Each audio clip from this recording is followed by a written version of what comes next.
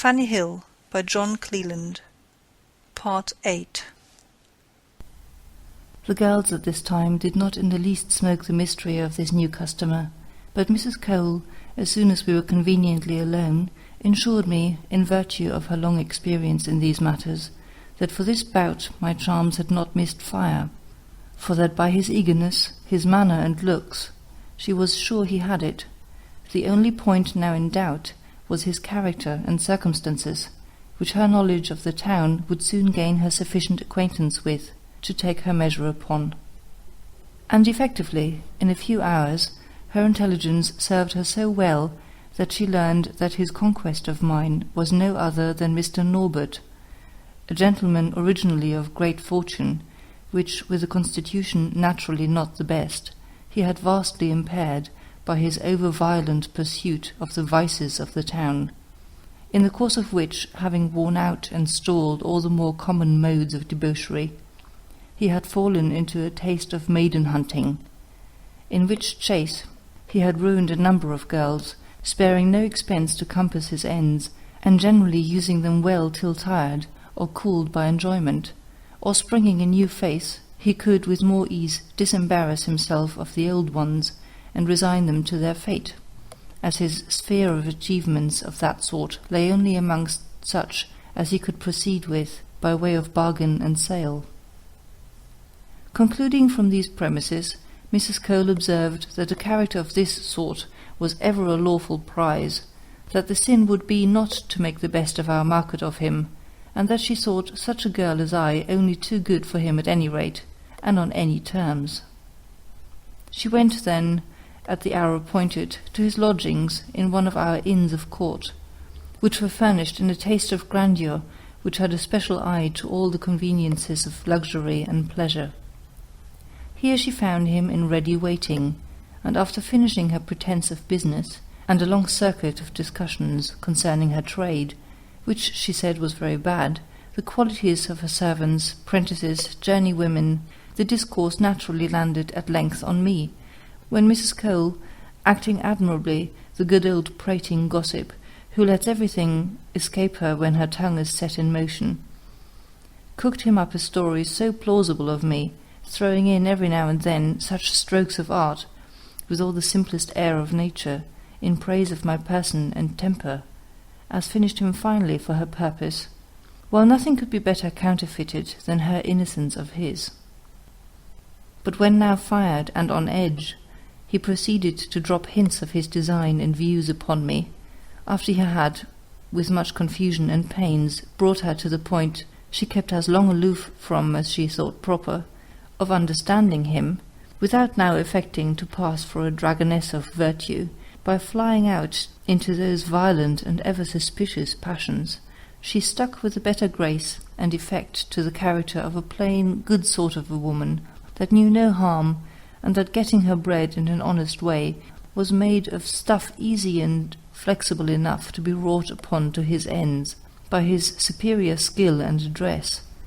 But, however, she managed so artfully that 3 or 4 meetings took place before he could obtain the least favourable hope of her assistance, without which he had, by a number of fruitless messages, letters, and other direct trials of my disposition, convinced himself there was no coming at me, all which too raised at once my character and price with him. Regardful, however, of not carrying these difficulties to such a length as might afford time for starting discoveries or incidents unfavourable to her plan, she at last pretended to be won over by mere dint of entreaties, promises, and, above all, by the dazzling sum she took care to wind him up to the specification of, when it was now even a piece of art to feign at once a yielding to the allurements of a great interest, as a pretext for her yielding at all, and the manner of such as might persuade him that she had never dipped her virtuous finger in an affair of that sort. Thus she led him through all the gradations of difficulty and obstacles necessary to enhance the value of the price he aimed at, and in conclusion he was so struck with the little beauty I was mistress of, and so eagerly bent on gaining his ends of me, that he left her even no room to boast of her management in bringing me up to her mark. he drove so plumb of himself into everything tending to make him swallow the bait. Not but in other respects Mr. Norbert was not clear-sighted enough, or that he did not perfectly know the town, and even by experience the very branch of imposition now in practice upon him. But we had his passion, our friend, so much, he was so blinded and hurried on by it, that he would have thought any undeception a very ill office done to his pleasure.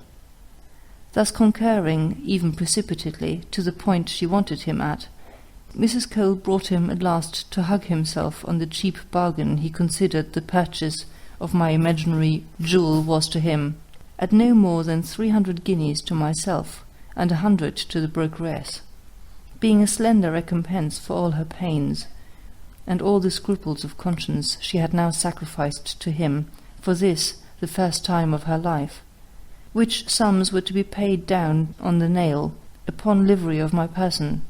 exclusive of some no inconsiderable presents that had been made in the course of the negotiation, during which I had occasionally but sparingly been introduced into his company at proper times and hours, in which it is incredible how little it seemed necessary to strain my natural disposition to modesty higher, in order to pass it upon him for that of a very maid, all my looks and gestures ever breathing nothing but that innocence which the men so ardently require in us, for no other end than to feast themselves with the pleasures of destroying it, and which they are so grievously, with all their skill, subject to mistakes in. When the articles of the treaty had been fully agreed on, the stipulated payments duly secured, and nothing now remained but the exaltation of the main point, which centred in the surrender of my person up to his free disposal and use, Mrs. Cole managed her objections, especially to his lodgings, and insinuations so nicely that it became his own mere notion and urgent request that his copy of a wedding should be finished at her house. At first, indeed, she did not care, said she, to have such doings in it. She would not for £1,000 have any of the servants or prentices know it. Her precious good name would be gone for ever, with the like excuses. However, on superior objections to all other expedients, while she took care to start none but those who were most liable to them, he came round at last to the necessity of her obliging him in that conveniency, and of doing a little more where she had already done so much. The night, then, was fixed, with all possible respect to the eagerness of his impatience, and in the meantime Mrs. Cole had omitted no instructions, nor even neglected any preparation that might enable me to come off with honour in regard to the appearance of my virginity, except that, favoured as I was by nature with all the narrowness of stricture in that part requisite to conduct my designs, I had no occasion to borrow those auxiliaries of art that create a momentary one easily discovered by the test of a warm bath. And as to the usual sanguinary symptoms of defloration, which, if not always, are generally attendants on it, Mrs. Cole had made me the mistress of an invention of her own, which could hardly miss its effect, and of which more in its place. Everything then being disposed and fixed for Mr. Norbert's reception, he was, at the hour of 11 at night, with all the mysteries of silence and secrecy, let in by Mrs. Cole herself, and introduced into her bedchamber, where, in an old-fashioned bed of hers, I lay fully undressed and panting, if not with the fears of a real maid, at least with those perhaps greater of a dissembled one, which gave me an air of confusion and bashfulness that maiden modesty had all the honour of, and was indeed scarce distinguishable from it, even by less partial eyes than those of my lover. So let me call him, for I ever thought the term cully too cruel a reproach for the men for their abused weakness for us. As soon as Mrs. Cole, after the old gossipry on these occasions used to young women abandoned for the first time to the will of man, had left us alone in her room, which, by the by, was well lighted up, at his previous desire, that seemed to bode a stricter examination that he afterwards made. Mr. Norbert, still dressed, sprung towards the bed, where I got my head under the clothes, and defended them a good while before he could even get at my lips, to kiss them. So true it is that a false virtue on this occasion even makes a greater rout and resistance than a true one. From thence he descended to my breasts. The feeler disputed tooth and nail with him till, tired with my resistance, and thinking probably to give a better account of me, when got into bed to me, he hurried his clothes off in an instant, and came into bed. Meanwhile, by the glimpse I stole of him, I could easily discover a person far from promising any such doughty performances as the storming of Maidenhead generally requires, and whose flimsy consumptive texture gave him more the air of an invalid that was pressed than of a volunteer on such hot service. At scarce 30, he had already reduced his strength of appetite down to a wretched dependence on forced provocatives, very little squandered by the natural power of a body jaded and racked off to the lees by constant repeated overdrafts of pleasure, which had done the work of 60 winters on his springs of life, leaving him at the same time all the fire and heat of youth in his imagination, which served at once to torment and spur him down the precipice. As soon as he was in bed, he threw off the bedclothes, which I suffered him to force from my hold, and I now lay as exposed as he could wish, not only to his attacks, but his visitation of the sheets, where in the various agitations of the body, through my endeavours to defend myself, he could easily assure himself there was no preparation, though, to do him justice, he seemed a less strict examinant than I had apprehended from so experienced a practitioner. My shift, then, he fairly tore open, finding I made too much use of it to barricade my breasts, as well as the more important avenue. Yet in everything else he proceeded with the marks of tenderness and regard to me, whilst the art of my play was to show none for him. I acted then all the niceties, apprehensions, and terrors supposable for a girl perfectly innocent to feel at so great a novelty as a naked man in bed with her for the first time. He scarce even obtained a kiss, but what he ravished. I put his hand away 20 times from my breasts, where he had satisfied himself of their hardness and consistence with passing for hitherto unhandled goods. But when grown impatient for the main point, he now threw himself upon me, and first trying to examine me with his finger, sought to make himself further away. I complained of his usage bitterly. I thought he would not have served a body so. I was ruined. I did not know what I had done. I would get up, so I would. And at the same time kept my thighs so fast blocked that it was not for strength like his to force them open or do any good. Finding thus my advantages, and that I had both my own and his motions at command, the deceiving him came so easy that it was perfectly playing upon velvet. In the meantime his machine, which was one of those sizes that slip in and out without being minded, kept pretty stiffly bearing against that part which the shutting my thighs barred access to. But finding at length he could do no good by mere dint of bodily strength, he resorted to entreaties and arguments, to which I only answered with a tone of shame and timidity that I was afraid he would kill me. Lord, I would not be served so. I was never so used all my born days. I wondered he was not ashamed of himself, so I did, with such silly, infantile moods of repulse and complaint as I judged best adapted to the expressive character of innocence and affright. Pretending, however, to yield at length to the vehemence of his insistence, in action and words, I sparingly disclosed my thighs, so that he could just touch the cloven inlet with the tip of his instrument. But as he fatigued and toiled to get it in, a twist of my body, so as to receive it obliquely, not only thwarted his admission, but giving a scream as if he had pierced me to the heart, I shook him off with such violence that he could not with all his might to it keep the saddle. Vexed indeed at this he seemed, but not in the style of any displeasure with me for my skittishness. On the contrary, I dare swear he held me the dearer, and hugged himself for the difficulties that even hurt his instant pleasure. Fired, however, now beyond all bearance of delay, he remounts, and begged of me to have patience, stroking and soothing me to it by all tenderest endearments, and protestations of which he would moreover do for me. At which, feigning to be something softened, and abating of the anger that I had shown at his hurting me so prodigiously, I suffered him to lay my thighs aside and make way for a new trial. But I watched the directions and managements of his point so well that no sooner was the orifice in the least open to it, but I gave such a timely jerk, as seemed to proceed not from the evasion of his entry, but from the pain his efforts at it put me to. A circumstance, too, that I did not fail to accompany with proper gestures, sighs, and cries of complaint, of which that he had hurt me, he killed me, I should die, were the most frequent interjections.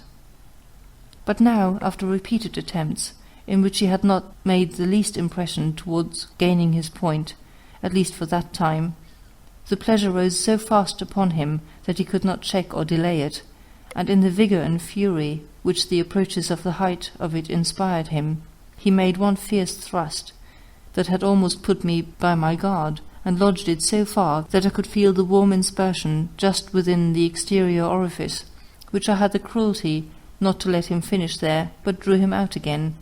not without a most piercing loud exclamation, as if the pain had put me beyond all regard of being overheard. It was easy then to observe that he was more satisfied, more highly pleased with the supposed motives of his balk of consummation than he would have been at the full attainment of it. It was on this foot that I solved to myself all the falsity I employed to procure him that blissful pleasure in it, which most certainly he would not have tasted in the truth of things. Eased, however, and relieved by one discharge, he now applied himself to soothe, encourage, and to put me into humour and patience to bear his next attempt, which he began to prepare and gather force for, from all the incentives of the touch and sight which he could think of, by examining every individual part of my whole body, which he declared his satisfaction with, in raptures of applauses, kisses, universally imprinted, and sparing no part of me, in all the eagerest wantonness of feeling, seeing, and toying. His vigour, however, did not return so soon, and I felt him more than once pushing at the door, but so little in a condition to break in, that I questioned whether he had the power to enter, had he held it ever so open. But this he then thought me too little acquainted with the nature of things to have any regret or confusion about, and he kept fatiguing himself and me for a long time, before he was in any state to resume his attacks with any prospect of success. And then I breathed him so warmly, and kept him so at bay, that before he had made any sensible progress in point of penetration, he was deliciously sweated, and wearied out indeed, so that it was deep in the morning before he achieved his second let-go, about half-way of entrance, I all the while crying and complaining of his prodigious vigour, and the immensity of what I appeared to suffer splitting up with. Tired, however, at length, with such athletic drudgery, my champion began now to give out, and to gladly embrace the refreshment of some rest. Kissing me then with much affection, and recommending me to my repose, he presently fell fast asleep, which as soon as I had well satisfied myself of, I with much composure of body, so as not to wake him by any motion, with much ease and safety too, played of Mrs. Cole's advice for perfecting the signs of my virginity. In each of the head bedposts, just above where the bedsteads are inserted into them, there was a small drawer, so artfully adapted to the mouldings of the timber-work that it might have escaped even the most curious search, while drawers were easily opened or shut by the touch of a spring, and were fitted, each with a shallow glass tumbler, full of a prepared fluid blood, in which lay soaked for ready use a sponge that required no more than gently reaching the hand to it, taking it out, and properly squeezing between the thighs, when it yielded a great deal more of the red liquid than would save a girl's honour, after which, replacing it, and touching the spring, all possibility of discovery, or even of suspicion, was taken away. And all this was not the work of the 4th part of a minute, and on whichever side one lay, the thing was equally easy and practicable by the double care taken to have each bedpost provided alike. True it is that had he waked and caught me in the act, it would at least have covered me with shame and confusion.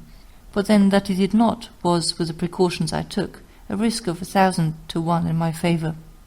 At ease now, and out of all fear of any doubts or suspicion on his side, I addressed myself in good earnest to my repose, but could obtain none. And in about half an hour's time my gentleman waked again, and turning towards me, I feigned a sound sleep, which he did not long respect, but girding himself again to renew the onset, he began to kiss and caress me, when now making as if I'd just waked. I complained of the disturbance, and of the cruel pain that this little rest had stole my senses from. Eager, however, for the pleasure, as well of consummating an entire triumph over my virginity, he said everything that could overcome my resistance, and bribe my patience to the end, which I was not ready to listen to, from being secure of the bloody proofs I had prepared of his victorious violence, though I still thought it good policy not to let him in yet a while. I answered then only to his importunities in sighs and moans that I was so hurt I could not bear it. I was sure he had done me a mischief, that he had. He was such a sad man. At this, turning down the clothes and viewing the field of battle by the glimmer of a dying taper, he saw plainly my thighs, shifts, and sheets, all stained with what he readily took for a virgin effusion, proceeding from his last half-penetration. Convinced and transported at which nothing could equal his joy and exultation. The illusion was complete, no other completion entered his head, but that of his having been at work upon an unopened mine, which idea, so strong an evidence, redoubled at once his tenderness for me, and his ardour for breaking it wholly up. Kissing me then with the utmost rapture, he comforted me, and begged my pardon for the pain he had put me to, observing withal that it was only a thing in course, but the worst was certainly past, and that with a little courage and constancy I should get it once well over, and never after experience anything but the greatest pleasure. By and little I suffered myself to be prevailed on, and giving, as it were, up the point to him, I made my thighs, insensibly spreading them, yield him liberty of access, which improving, he got a little within me, when by a well-managed reception I worked the female screw so nicely that I kept him from the easy mid-channel direction, and by dexterous wreathing and contortions, creating an artificial difficulty of entrance, made him win it inch by inch, with the most laborious struggles, I all the while sorely complaining, till at length, with might and main, winding his way in, he got it completely home, and giving my virginity, as he thought, the coup de grace, furnishing me with the cue of setting up a terrible outcry, whilst he, triumphant, and like a cock clapping his wings over his downtrod mistress, pursued his pleasure, which presently rose in virtue of this idea of a complete victory to a pitch that made me soon sensible of his melting period, whilst I now lay acting the deep wounded, breathless, frightened, undone, no longer maid. He would ask me, perhaps, whether all this time I enjoyed any perception of pleasure? I assure you, little or none, till just towards the latter end a faintish sense of it came on mechanically, from so long a struggle and frequent fret in that ever-sensible part. But in the first place I had no taste for the person I was suffering the embraces of, on a pure mercenary account, and then I was not entirely delighted with myself for the jade's part I was playing, whatever excuses I might have to plead for my being brought into it. But then this insensibility kept me so much the mistress of my mind and motions that I could the better manage to close a counterfeit through the whole scene of deception. Recovered at length to a more show of life, by his tender condolences, kisses, and embraces, I upbraided him and reproached him with my ruin in such natural terms as added to his satisfaction with himself for having accomplished it. And guessing by certain observations of mine that it would be rather favourable to him to spare him when he some time after, feebly enough, came on again to the assault, I resolutely withstood any further endeavours, on a pretext that flattered his prowess, of my being so violently hurt and sore that I could not possibly endure a fresh trial. He then graciously granted me a respite, and the next morning, soon after advancing, I got rid of further importunity, till Mrs. Cole, being rang for by him, came in and was made acquainted, in terms of the utmost joy and rapture,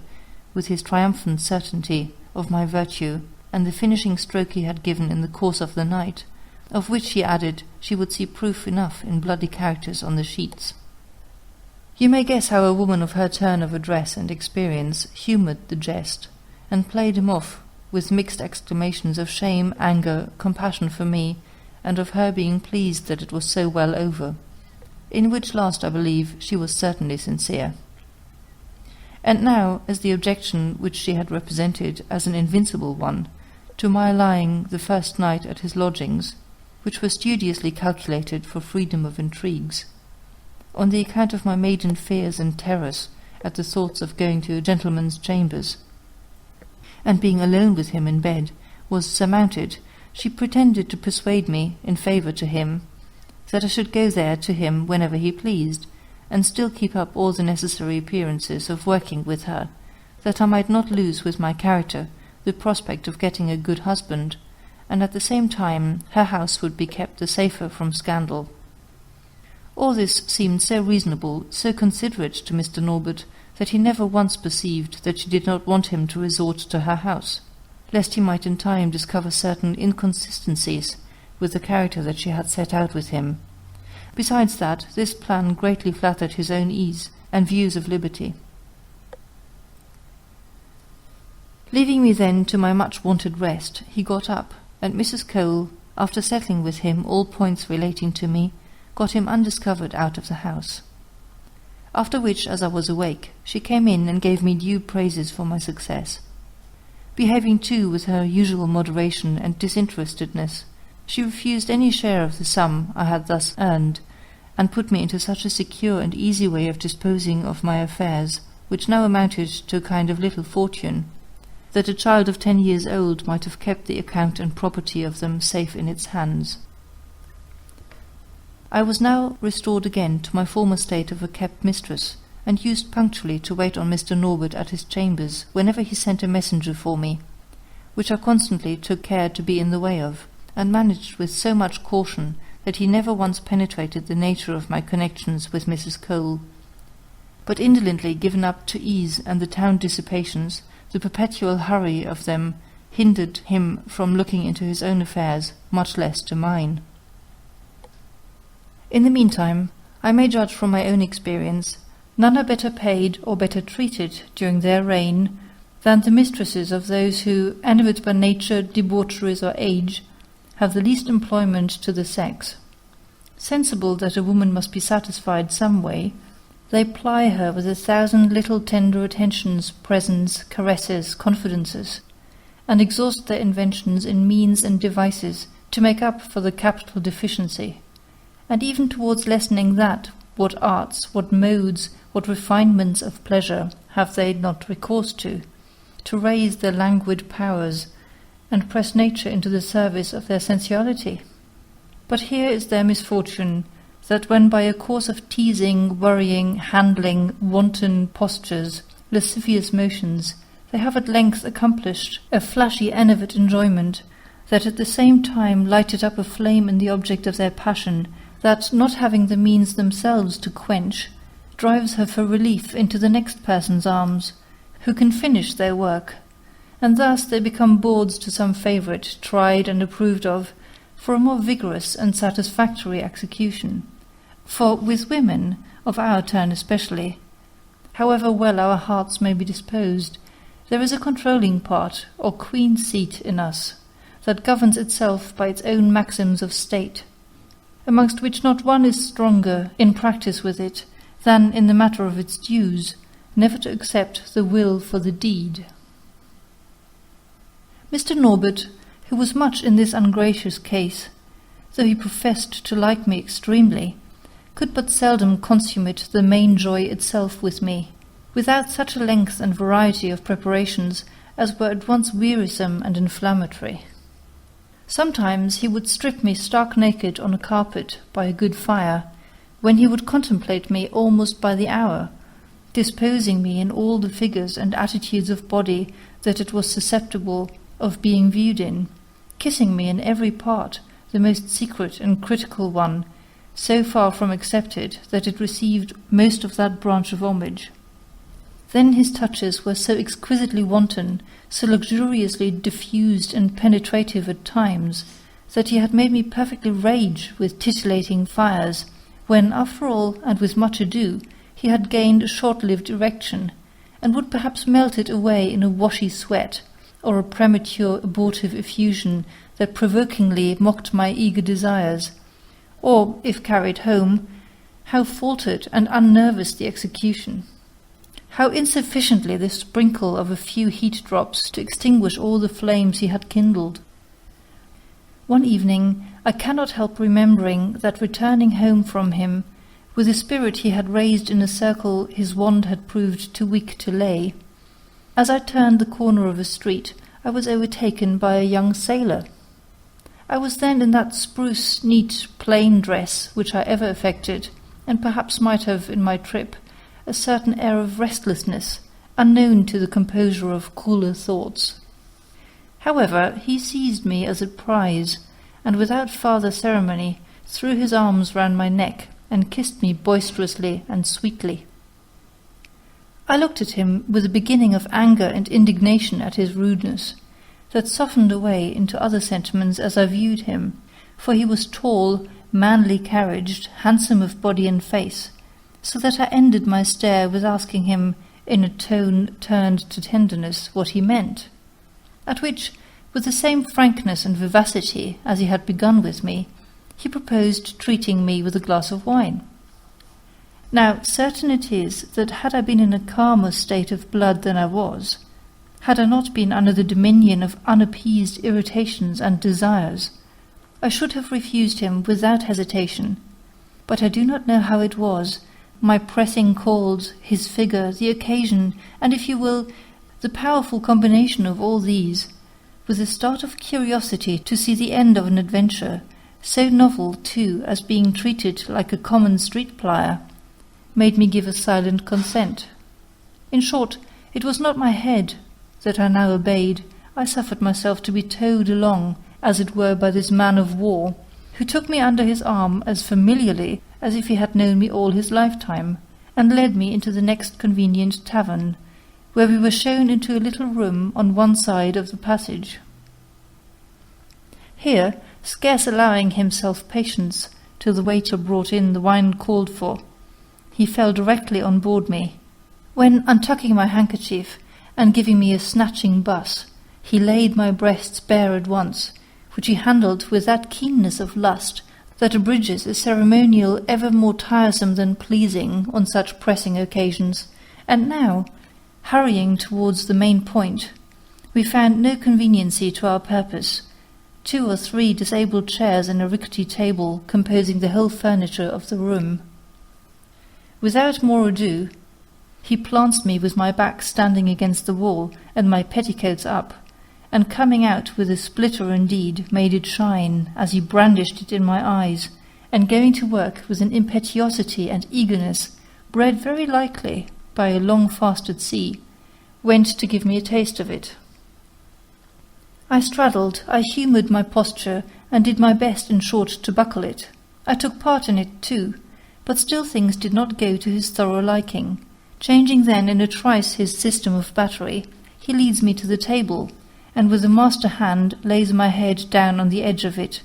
and with the other canting up my petticoats and shift, bears my naked posteriors to his blind and furious guide. It forces its way between them, and I, feeling pretty sensibly that it was not going by the right door, and knocking desperately at the wrong one, I told him of it. "Pooh," says he, "my dear, any port in a storm." Altering, however, directly his course, and lowering his point, he fixed it right, and driving it up with a delicious stiffness, made all foam again, and gave me the tout with such fire and spirit, that in the fine disposition I was in when I submitted to him, and stirred up so fiercely as I was, I got the start of him, and went away into the melting swoon, and squeezing him, whilst in the convulsive grasp of it, drew from him such a plenteous bedewel as, joined to my own effusion, perfectly floated those parts, and drowned in a deluge all my raging conflagration of desire. When this was over, how to make my retreat was my concern, For, though I had been so extremely pleased with the difference between this warm broadside, poured so briskly into me, and the tiresome pawing and toying to which I had owed the unappeased flames that had driven me into this step, now I was grown cooler, I began to apprehend the danger of contracting an acquaintance with this, however agreeable, stranger, who on his side spoke of passing the evening with me and continuing our intimacy, with an air of determination that made me afraid of its being not so easy to get away from him as I could wish. In the meantime I carefully concealed my uneasiness, and readily pretended to consent to stay with him, telling him I should only step to my lodgings to leave a necessary direction, and then instantly return. This he very glibly swallowed, on the notion of my being one of those unhappy street errants who devote himself to the pleasure of the first ruffian that will stoop to pick them up, and of course that I would scarce bilk myself of my hire, by my not returning to make the most of the job. Thus he parted with me, not before, however, he had ordered in my hearing a supper, which I had the barbarity to disappoint him of my company to. But when I got home and told Mrs. Cole my adventure, she represented so strongly in me the nature and dangerous consequences of my folly, particularly the risks to my health, in being so open-legged and free, that I not only took resolutions never to venture so rashly again, which I inviolably preserved, but passed a good many days in continual uneasiness, lest I should have met with other reasons, besides the pleasure of that encounter, to remember it, but these fears wronged my pretty sailor, for which I gladly make him this reparation. I had now lived with Mr. Norbert near a quarter of a year, in which space I circulated my time very pleasantly between my amusements at Mrs. Cole's, and a proper attendance on that gentleman, who paid me profusely for the unlimited complaisance with which I passively humoured every caprice of pleasure, and which had won upon him so greatly, that finding, as he said, all that variety in me alone which he had sought for in a number of women, I had made him lose his taste for inconstancy and new faces. But what was yet at least agreeable, as well as more flattering,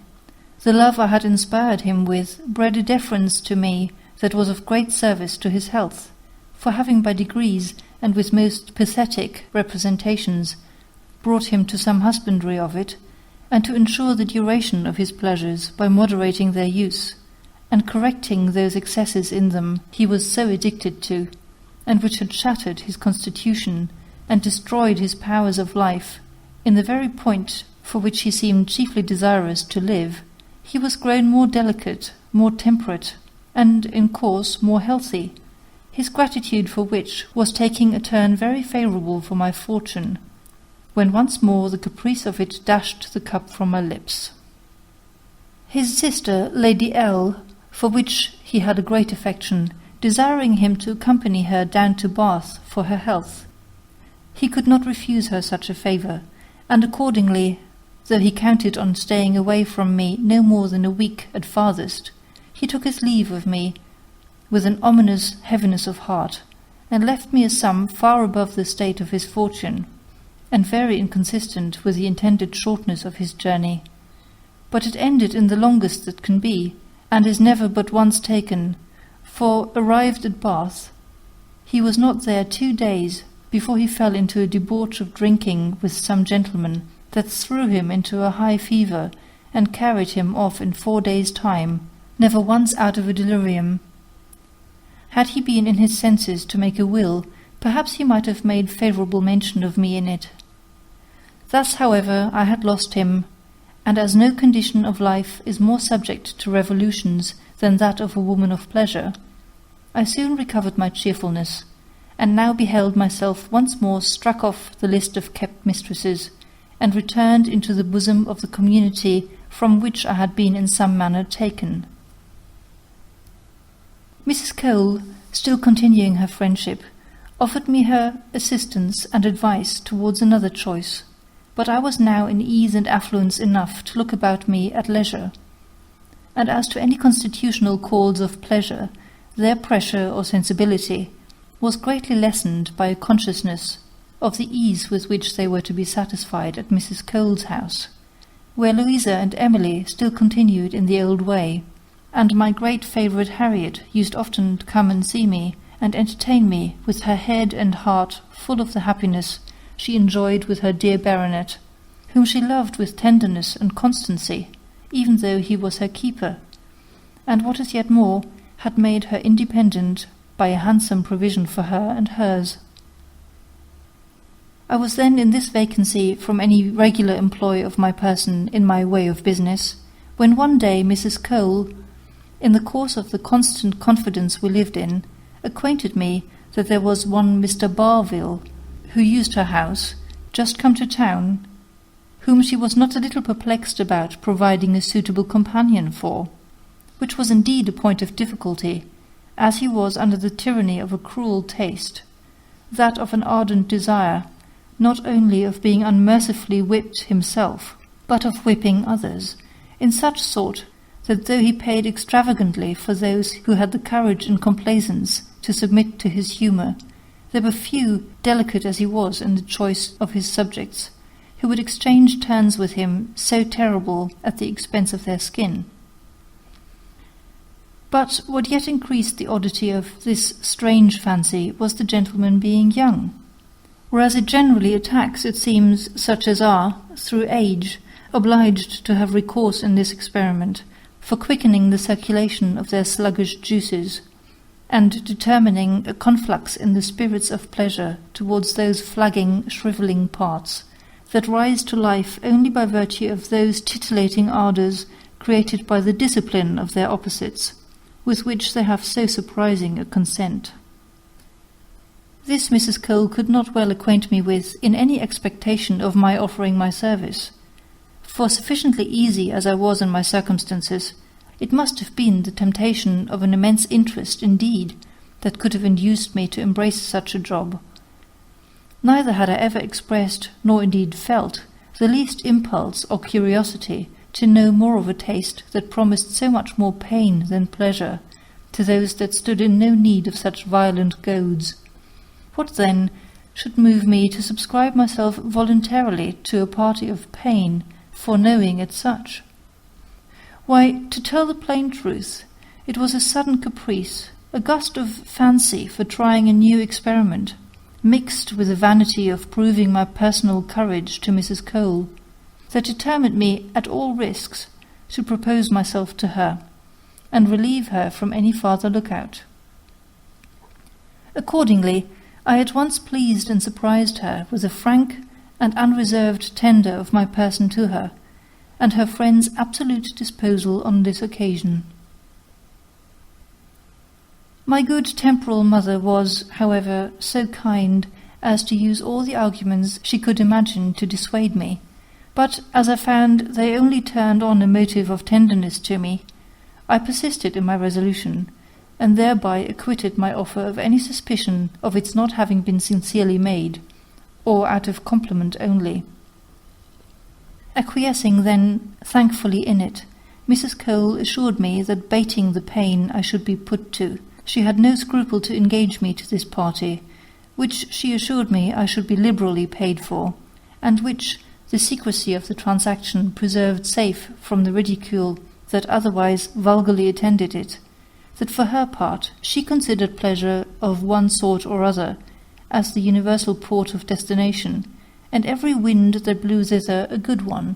provided it blew nobody any harm,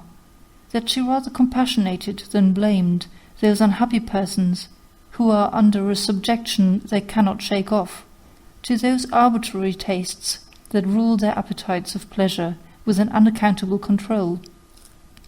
Tastes, too, as infinitely diversified, as superior to, and independent of, all reasoning as the different relishes or palates of mankind in their viands, some delicate stomachs nauseating plain meats, and finding no savour but in high-seasoned luxurious dishes, whilst others again pique themselves upon detesting them.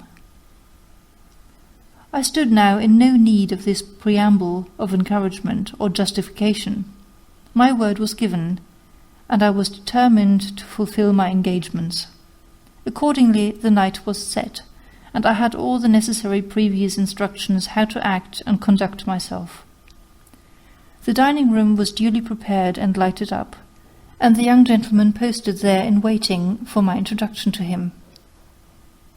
I was then by Mrs. Cole brought in, and presented to him in a loose dishable fitted, by her direction, to the exercise I was to go through, all in the finest linen and a thorough white uniform, gown, petticoat, stockings, and satin slippers,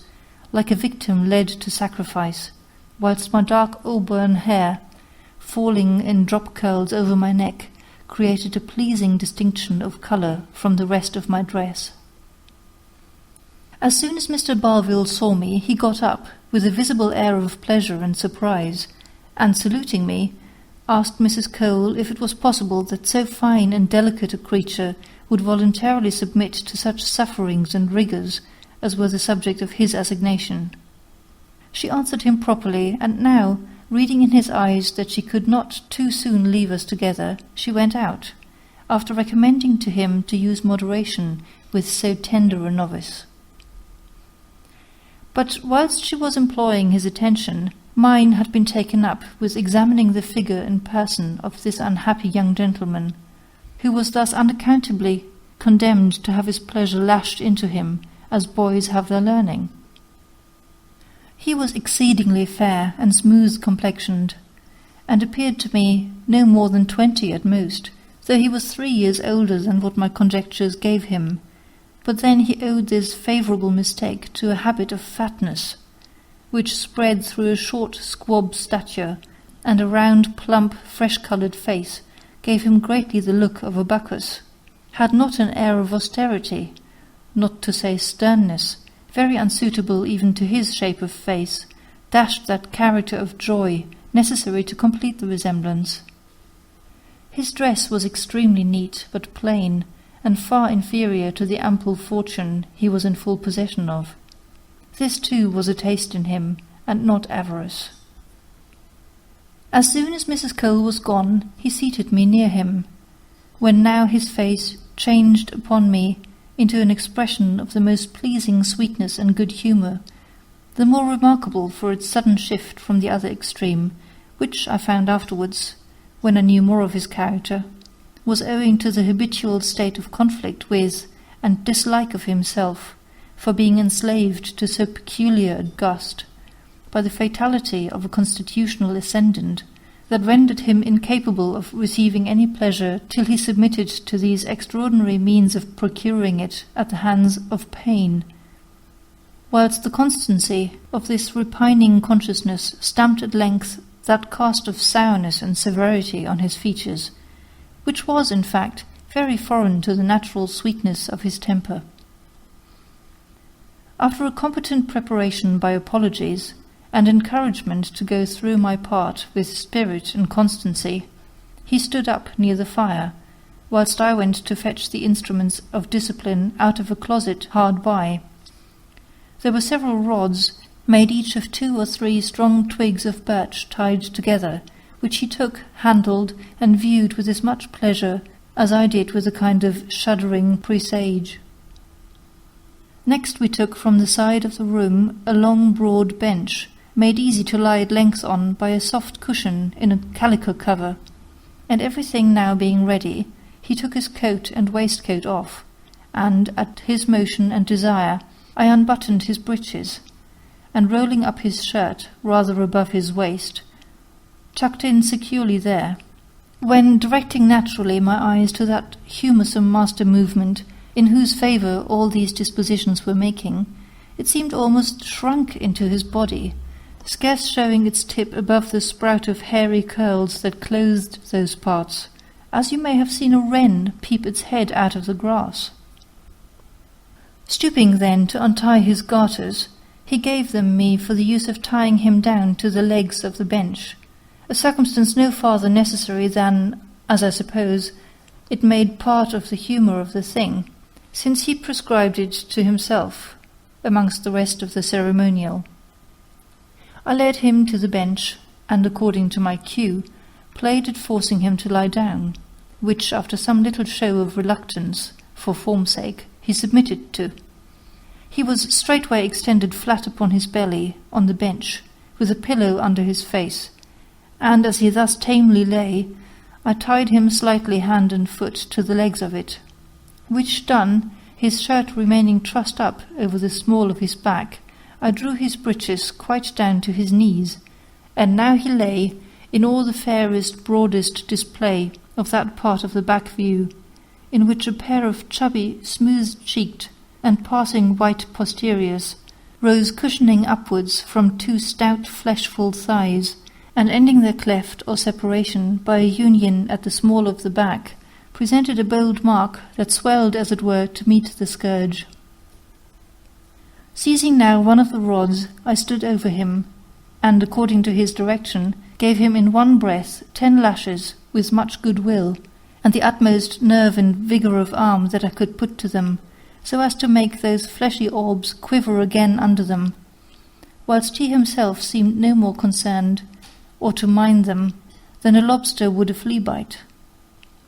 In the meantime I viewed intently the effects of them, which to me at least appeared surprisingly cruel. Every lash had skimmed the surface of those white cliffs, which they deeply reddened, and lapping round the side of the furthermost from me, cut specially into the dimple of it such livid weals as the blood either span out from, or stood in large drops on, and from some of the cuts I picked out even the splinters of the rod that had stuck in his skin. Nor was this raw work to be wondered at, considering the greenness of the twigs and the severity of the infliction, whilst the whole surface of his skin was so smooth stretched over the hard and firm pulp of flesh that filled it, as to yield no play or elusive swagging under the stroke,